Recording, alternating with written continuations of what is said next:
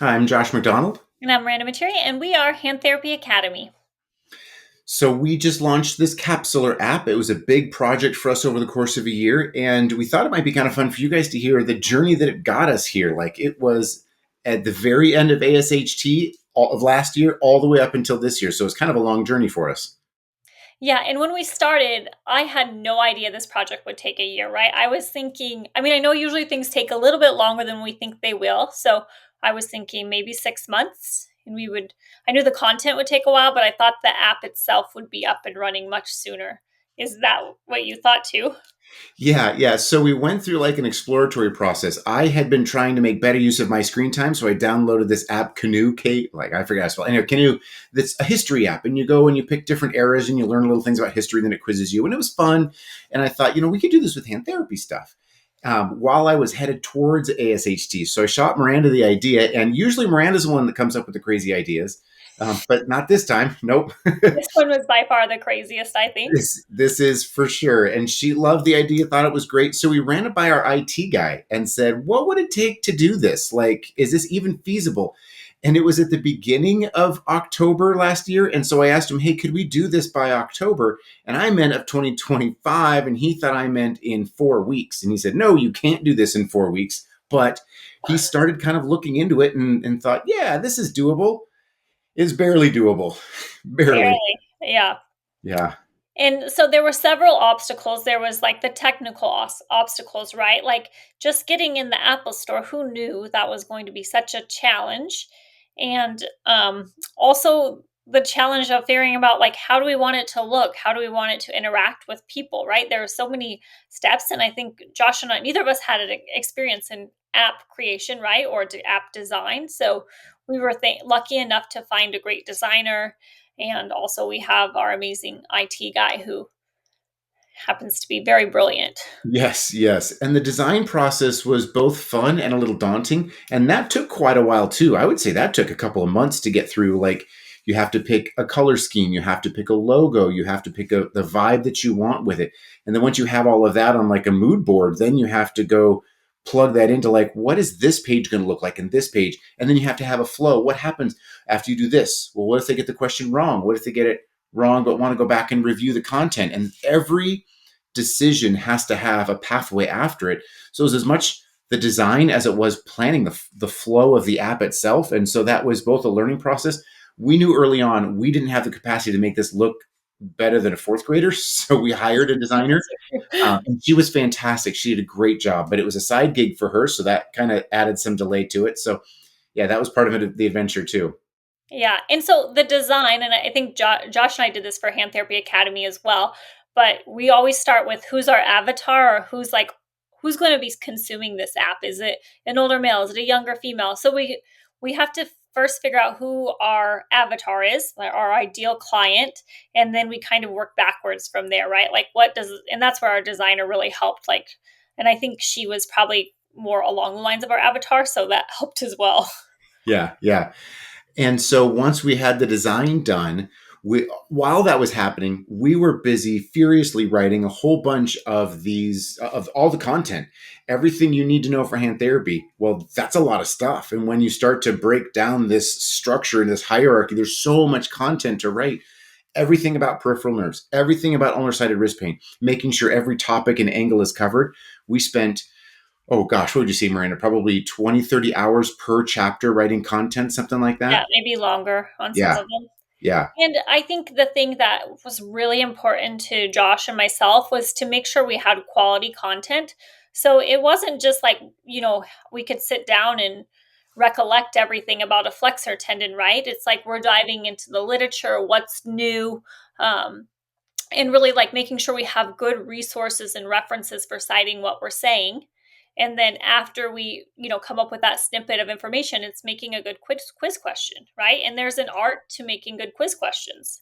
Yeah, absolutely. And even like the images, because every capsule has Oh, either a video where yes. we explain things or the images. And we have to make sure all of our content is original and we're not copyright infringing on things or plagiarizing things, that the images we get are not just off of Google, right? Like that's plagiarism. And someone who made that could come back and say, that's mine, and you get sued. So we either had to get it off of like licensed stuff, off of Shutterstock.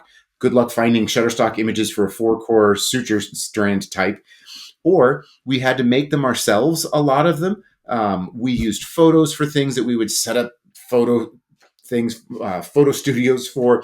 Sometimes it was asking my daughter, who's in graphic design, to make things, and sometimes it was us sketching things out. So the whole image thing took this whole extra part to it too. It did. It really took a big part. And, as much as we wanted animation with some of the stuff, we realized early on that that was not going to be feasible. It was hard enough getting the appropriate image for it. Yeah, yeah. And making images that, we like to think we have a reputation for having clean and easy to understand images and things that make sense, and are appealing to our audience. And that's hard to do when you're talking about all these varieties of topics. And sometimes there isn't a great image for pain.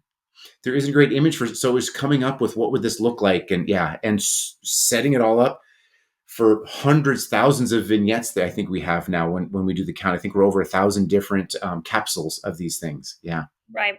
And it's also not like, I think another thing we ran into is thinking you can't just take an image from a textbook and cite it, right? I think, that's fine with some if you're doing a paper for school or something, if you're citing it. But when you're using something as a business, it's definitely gets into some gray territory. So, yeah, yeah. And to ask for permission, image use with permission is daunting to find these authors. And then it's legal things, and maybe they don't want to get, so we just come up with our own images, sometimes easier than tracking down authors and yeah, coming up with original content. Yeah. yeah, and when there was another part of it that I think we might have like I forgot about it until we were talking is I remember even talking to an attorney about what is appropriate to write, what should we, what type of images. So I think I'm glad we did that looking back because we set ourselves up for success, hopefully. If um, so no one can come back and say, hey, that's my image, or Yeah. um, we're doing it by the book for sure. Yeah. And then we got to submitting. We wrote all this content. Our IT guy is doing a fantastic job of populating this great designed app. And then we go to the Google Play and the Apple Store, and they say, we don't like any of this. You have to switch it entirely. So he had to redesign a ton of it. And the flow was different. We had all these recorded images for social media posts. And he says, I'm sorry, I have to change a bunch of that stuff. And so we can't have fill in the blank questions because old Android devices can't figure out how to work with that. So we just had all these changes. We finally get approval.